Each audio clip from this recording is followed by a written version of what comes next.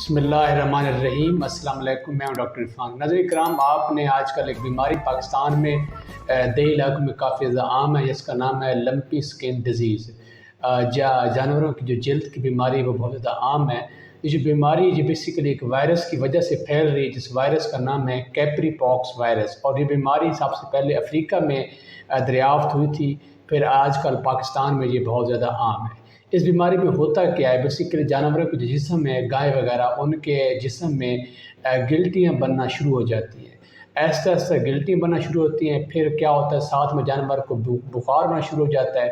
بخار کے ساتھ ساتھ کیا ہوتا ہے، بہت زیادہ بخار ہوتا ہے، اور پھر ساتھ میں جانور کے آنکھوں اور ناک سے پانی بہنا شروع ہو جاتا ہے۔ اور اگر زیادہ بیماری جو جلد سے اگر خون کے اندر سرایت کر جائے تو پھر کیا ہوتا ہے، ایسے ایسے جانور چارہ کھانا چھوڑ دیتا ہے، مطلب جانور کی جو بیماری ہو وہ بہت زیادہ شدت اختیار کر جاتی ہے، جو ایک خطرناک صورتحال ہو جاتی ہے۔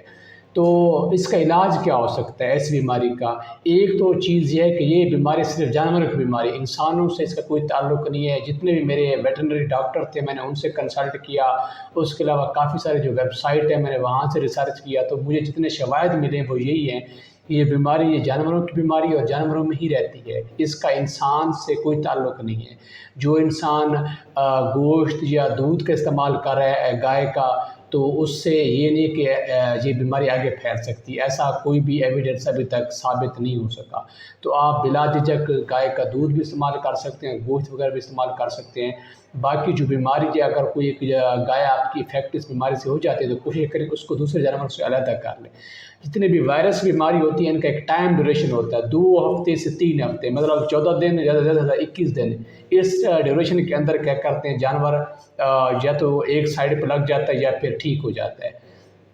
تو جتنی بھی وائرس بیماری ہوتی ہے ان کا علاج یہ ہوتا ہے کہ ان کا علاج علامتی علاج ہوتا ہے۔ ساتھ میں آپ نے جانور کو کیا کرنا ہوتا ہے، ملٹی وائٹامن ان کا استعمال زیادہ سے زیادہ جانور کو کرائیں۔ وہ ویٹرنری ڈاکٹر جو ہوتے ہیں ان کے پاس ٹیبلٹ فارم میں بھی یہ چیزیں موجود ہوتی ہیں، گولی کی شکل میں موجود ہوتی ہیں، اور ساتھ میں انجیکشن کی صورت میں موجود ہوتی ہیں۔ تو گولیوں میں ہوں گی تو اس کو پیس کے چارے میں یا آٹے میں مکس کر کے دن میں 2 سے 3 ٹائم استعمال کریں، تاکہ جانور کی جو ہے قوت مدافعت اس میں اضافہ ہو اور وہ بیماری سے مقابلہ کر سکے۔ اس کے علاوہ باقی آپ درد کی دوا استعمال کرا سکتے ہیں، یا کافی حد تک اسٹیرائڈ کا جو اثر ہے وہ بھی اس میں دیکھنے میں مفید ثابت ہوا ہے، تو یہ آپ استعمال کر سکتے ہیں۔ باقی اگر خدا نہ خواستہ آپ کا اگر جانور بیمار ہو جاتا ہے اور مر جاتا ہے تو کوشش کریں کہ اس جانور کو گڑھا کھود کے زمین کے اندر دفن کر دیں، کیونکہ ہوتا کیا ہے، یہ جانور ایک جانور سے دوسرے جانور میں کیسے پھیلتی ہے، مکھی سے، مچھر سے، ٹھیک ہے، ان چیزوں سے کیا ہوتی ہے، ایک جگہ سے جراثیمہ لیتے ہیں اور مچھر، یہ تو پھر وہ دوسرے جانور میں منتقل ہو سکتا ہے۔